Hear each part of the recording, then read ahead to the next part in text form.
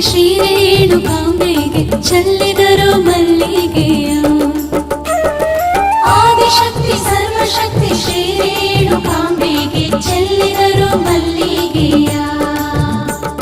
ಚೆಲ್ಲಿದರು ಮಲ್ಲಿಗೆಯ ಎಲ್ಲಮ್ಮನ ಪಾದದ ಮೇಲೆ.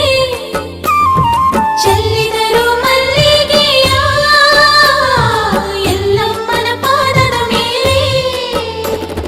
ಆದಿಶಕ್ತಿ ಸರ್ವಶಕ್ತಿ ಶ್ರೀ ರೇಣುಕಾಂಬೆಗೆ ಚೆಲ್ಲಿದರು ಮಲ್ಲಿಗೆ.